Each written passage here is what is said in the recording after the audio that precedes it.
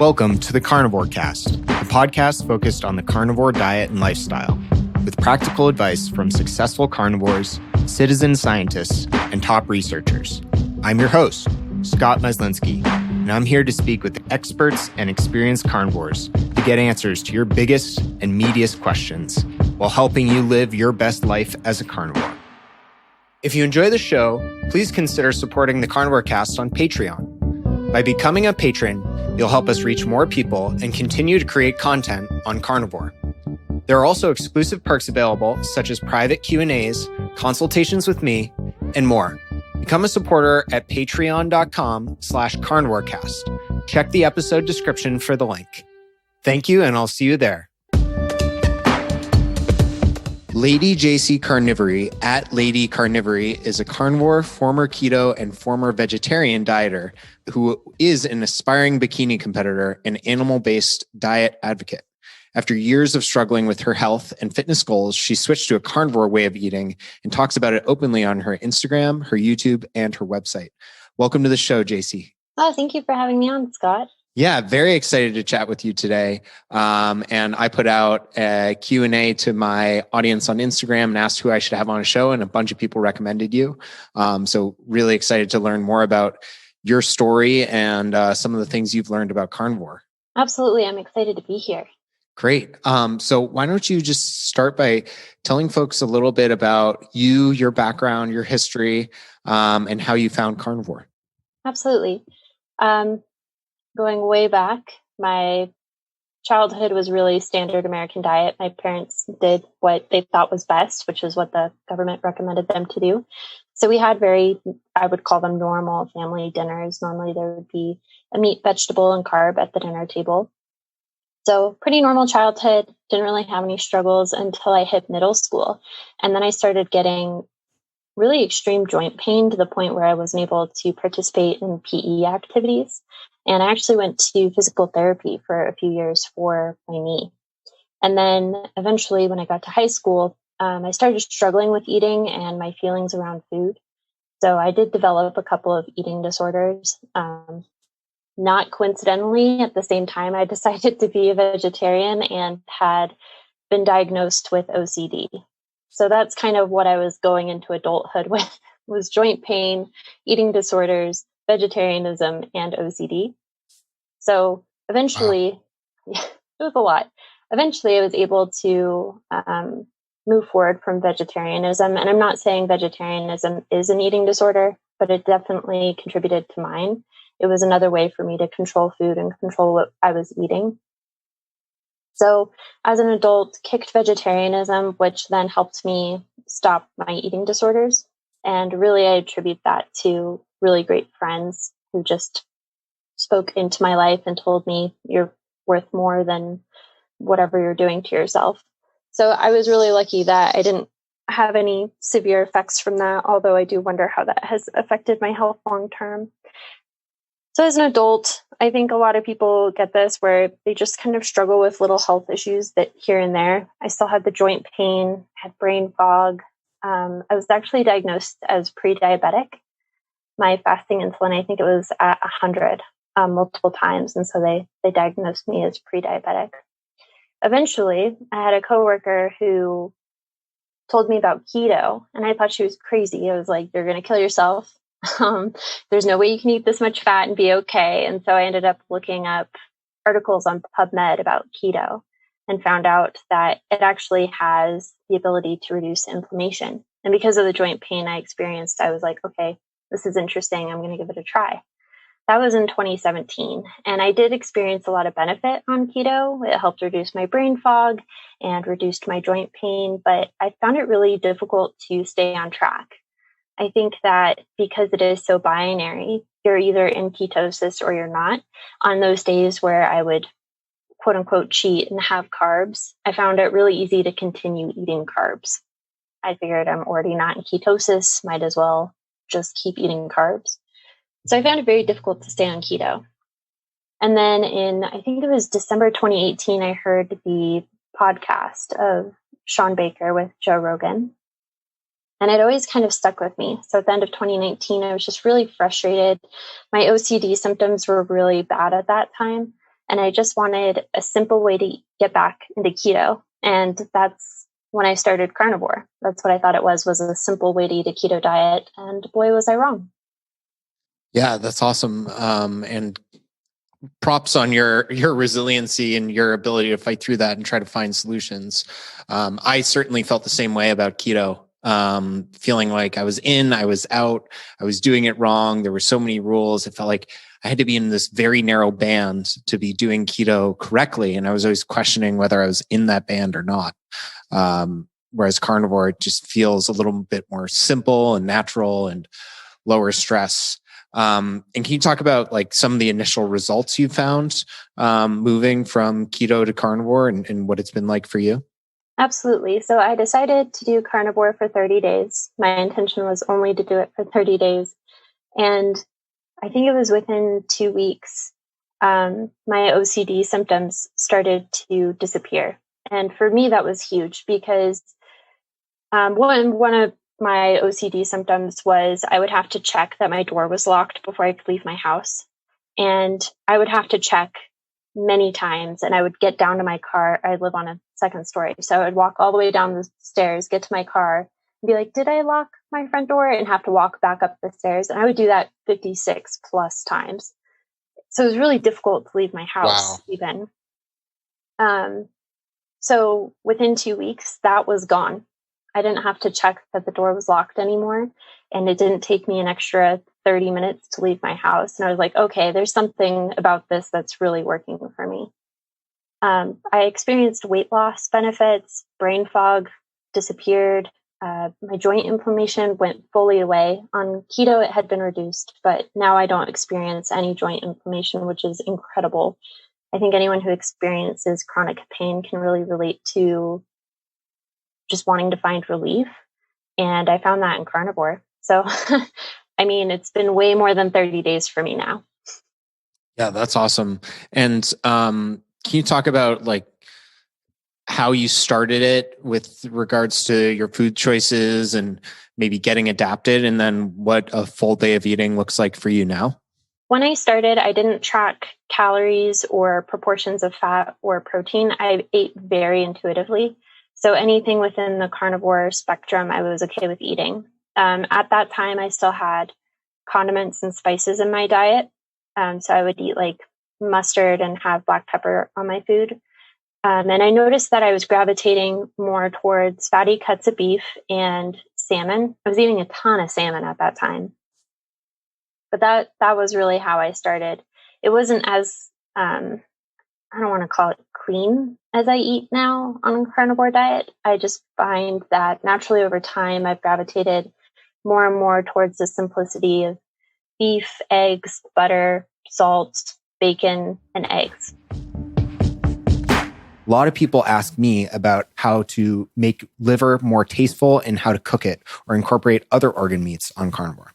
Optimal Carnivore can help you do just that with their grass-fed organ complex. It was created by carnivores for carnivores.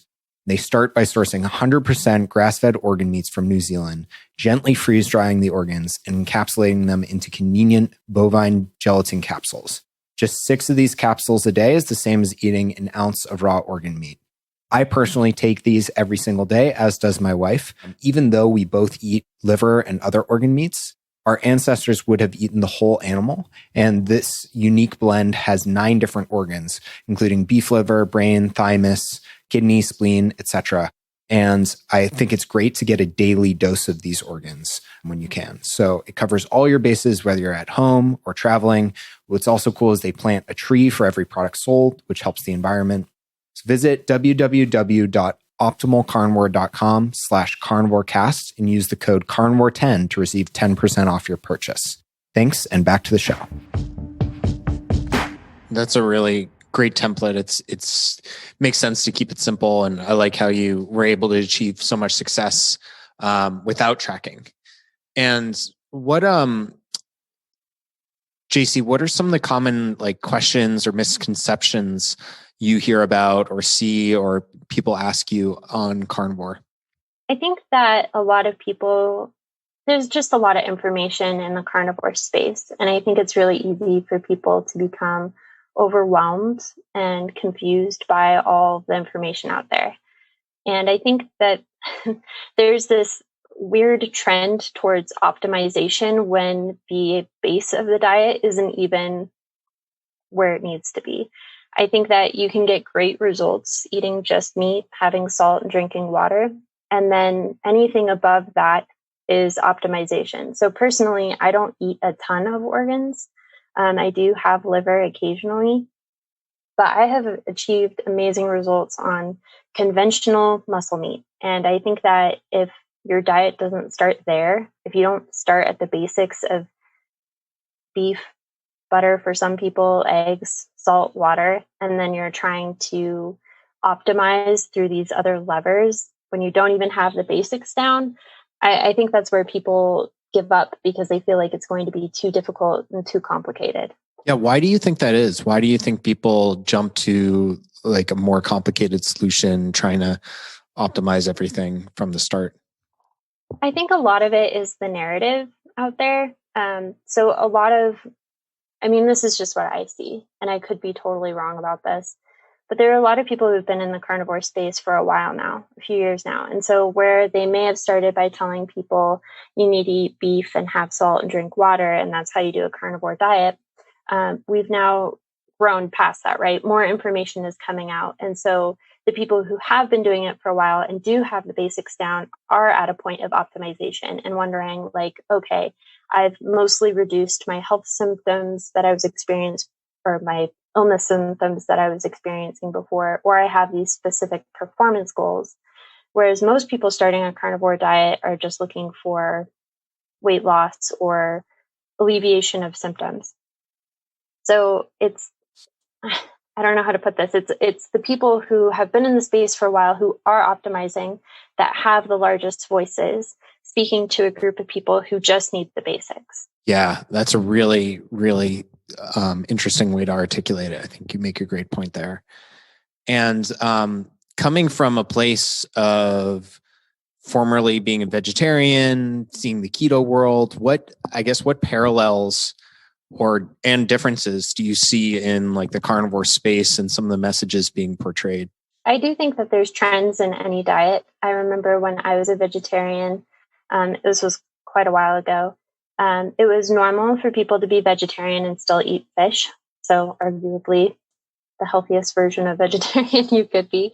And later, fish got knocked out of that. And then veganism really came on the rise. And if I had been vegetarian when veganism became popular like it is now, I definitely would have been a vegan, because it's just kind of, you're in that diet space and this is what everyone's talking about. So you feel like you have to join that narrative. Same thing with keto. I see these trends in keto. Should we be eating nuts, or are there too many carbs in nuts? Should we be having artificial sweeteners, or are they actually bad for us? I think you see these trends and conversations come up in any diet. And I think it's great that we have these conversations. I don't think that we shouldn't be having these conversations, but I do think that for people who are starting the diet and just entering carnivory, it is overwhelming and it is a little confusing to see, well, should I be eating salt or shouldn't I? And I think if they get stuck on that one point and it keeps them from starting the diet, I don't know. I don't like anything that would prevent someone from trying it. Yeah, that's a great point. And a thing I love about your content on Instagram is a lot of it is trying to simplify. I see you doing that, trying to say, hey, this is as complicated as my meals get. Like, I enjoy it. This is great. This is, how I cooked my steak today. It's really simple. And it's making it easier for people. And like, this is a simple food list. This is a shopping list. It's really nice to see that, because there is so much messaging around like how to optimize, how to find perfect ratios of this and that. So it's cool to see you just presenting often simple meals. Yeah, it's funny. People always ask to see my meals and I'm like, why? I eat the same breakfast every day, eggs and bacon. Yeah.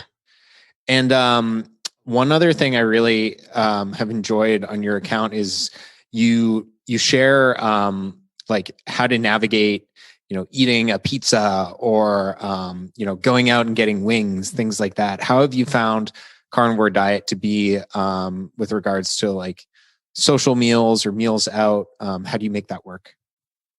Yes, I love this topic of conversation. I think that a lot of people are really intimidated by the social aspect of being a carnivore and having to deal with all of those social situations.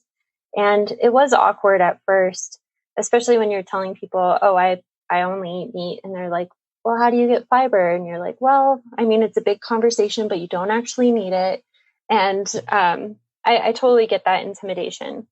I see it as a really practical lifestyle approach. I mean, if you asked me how I eat, despite my username, I would probably say I live an animal-based lifestyle. So for me, it's not as difficult because I just don't see other things as an option because it's not food to me. But if I'm going out to a restaurant, I like to look at the menu ahead of time and see what carnivore options are available. Typically, I can always find something, whether it's wings or burger patties. If I go to a pizza place, I'll get no sauce and scrape the toppings off. Or if it's tacos, I'll just eat the insides or get like a side order of meat. If I am going somewhere and I'm not sure if there's going to be a great carnivore option, I'll eat before I go. And then if I get to choose the restaurant, which is always my favorite, I will either choose like a Brazilian steakhouse would be my ideal, but barbecue is always good as well. And then if I'm going to someone's house, it's just a plate thing to do, right? You ask if you can bring something. So I always ask what I should bring. And I always bring a meat and cheese platter. So I know that there will be at least that food for me there. So those are some of the things that I do to help navigate those social situations. Yeah, those are excellent tips. I follow all of those. And another thing I wanted to ask is, I think a lot of women, especially women with like physique or weight loss goals, really struggle with how much food to eat on carnivore. How did you find that experience for you? How do you navigate it? And like, what advice would you give to people? Absolutely. When I started carnivore, I ate intuitively, as I said. I did track occasionally because people would ask me how much I was eating. So I happened to know that I was eating between 1,500 and 2,000 calories per day, just on average. And I lost 30 pounds eating that way, just intuitively eating whatever I wanted within the carnivore spectrum. I did work out during that time. I think that weightlifting is really important, especially for women. We just have so much potential to lose muscle mass and bone mass as we age. And so anything I can do to help create a stopgap against losing that muscle mass and bone density, I'm totally all about that. So I think all women should be weightlifting. But then I came up with this really big goal for my bikini competition, and that was in October. So I started doing a more targeted approach to weight loss on a carnivore diet. Yeah. Let's talk more about that. What has motivated the bikini competition? What goes into that? And how are you using carnivore to help with that? So I was just in a YouTube black hole like 5 years ago and stumbled upon bikini competitors. And I was just enraptured by their dedication, all of the hard work that goes into training for this one moment on stage. And I'm not going to lie, I really like to get dressed up and glammed up. So that's a huge appeal for me too. But more than anything, it's the months of dedication and hard work that you have to put in for this tiny moment of appreciation on stage. And I don't know why it just always stuck with me, but because of my mental health issues, I just never felt like it was something I could commit to. And so when I had this success on carnivore and months of not having my OCD symptoms, I was like, you know what? I'm going to go for it. I'm so excited to finally be able to pursue this dream. So it's been interesting. It was really difficult at first to find a coach. It turns out there's not a lot of coaches that want to work with someone who is unwilling to eat carbs.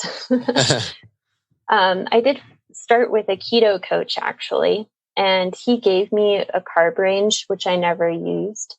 And then he also did my workouts. He did my programming for my workouts. And eventually, he just wasn't a good fit for me because I think he had too many clients, and it's going to be my first show in July.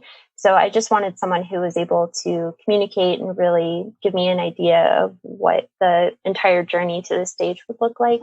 So eventually, and this is very cool about the carnivore community, I found a carnivore bikini competitor coach on Instagram. So I think it's so cool how we can make these connections through the carnivore community and networking. And I have really just loved working with him. He's an incredible coach. That's awesome. That's really inspiring. And can you talk, one thing you posted about that I find really interesting is like the value of hard work and displaying the fact that you've worked hard for your body and being proud of it versus the, I woke up like this is so easy type of message. Can you talk about that?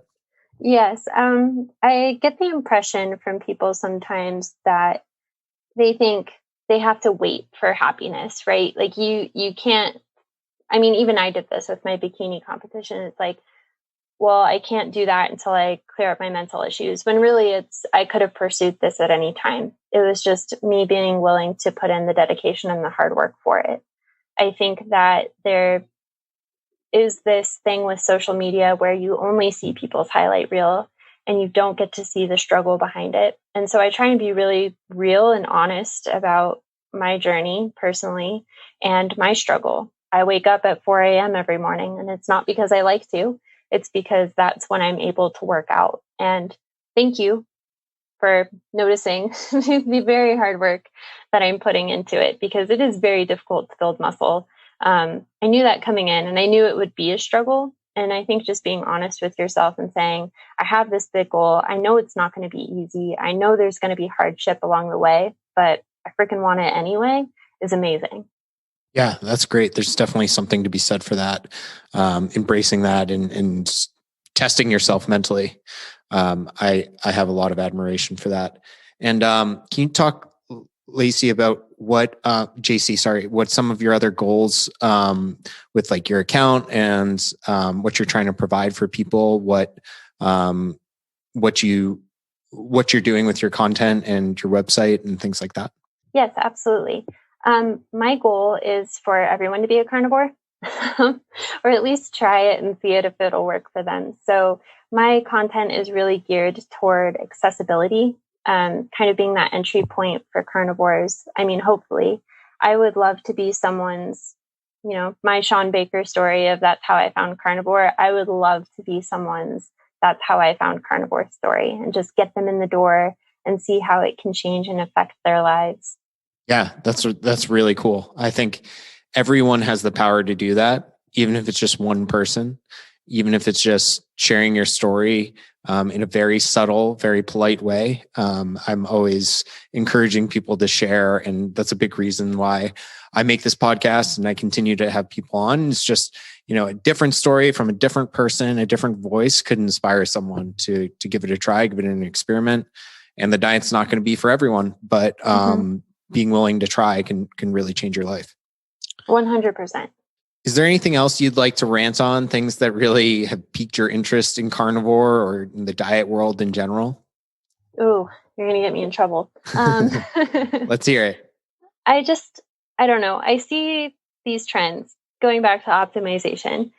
I see these trends and these, I don't know how to put this without making people angry. I understand people wanting to optimize and people wanting to try new things and experiment with their diet. And I guess my thing is I don't want anyone to associate me personally with carnivore dogma. I think dogma in any culture, any group is really toxic and is what kind of brings that group down. So I think that vegans are a really good example of this. I get a lot of vegan hate on my page. I think it's very interesting how they say they're so compassionate about animals, and yet I'm an animal and they're not compassionate to me. And so I guess my thing for carnivores would just be like, you're not going to berate anyone into your point of view, and whether or not someone is doing the carnivore diet the way you think it should be done. If it's working for them, if it's what makes them feel their best, let them do it. I mean, if they're healthy and vibrant, what do you have against that? Yeah, that's a great point.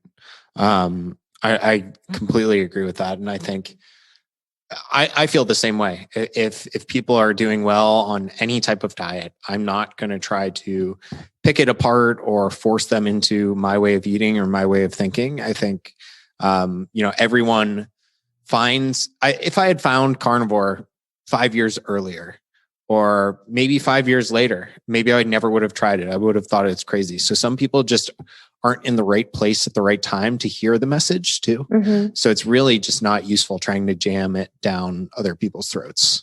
In my experience, it always backfires. Yeah. So I think the best thing, to your point of just like subtly bringing it up to people and bringing people to carnivore that way, is just living as an example. And that's what I do. I just try and show people like, hey, this is how I eat and this is how I thrive, and maybe try it and see how it works for you. Yeah, that's very logical. Cool. Well, Jacie, this has been a pleasure. It's great having you on. Your story is awesome. I can't wait to see how you perform at the Bikini Competition, and even more importantly, just how you evolve as a person and continue to share your story on your Instagram account and your YouTube. Where else can folks find you? And I'll have links to all of it in the show notes. I am most active on Instagram, but I do post on YouTube. I try and post what I eat in a day and how to start a carnivore diet and kind of my carnivore journey on there. And then I do have a website. I have many blog posts planned surrounding posts I've already done, but kind of elaborating on that information. So how to deal with social situations and how to introduce different textures within the carnivore spectrum to your diet, stuff like that. Cool. Well, definitely a fun account to follow, not too controversial, inspiring, and helpful. So I'd encourage everyone to go check you out. And I'll have links to that in the show notes. And just want to say thanks again, Jacie, for your time. This has been great.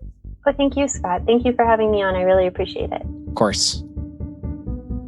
If you enjoy the show, please consider supporting the Carnivore Cast on Patreon. By becoming a patron, you'll help us reach more people and continue to create content on carnivore. There are also exclusive perks available, such as private Q&As, consultations with me, and more. Become a supporter at patreon.com/carnivorecast. Check the episode description for the link. Thank you, and I'll see you there. Thank you for listening to this episode of the Carnivore Cast. If you enjoyed this episode, please review on iTunes. It really helps us out. And share it with a friend. What questions would you like answered, or who would you like to hear from in the carnivore research community? You can find me on Twitter, Instagram, and Facebook at Carnivore Cast, or go to carnivorecast.com. You can also email me at info@carnivorecast.com. I'd love to hear from you. Until next time, keep it carnivore.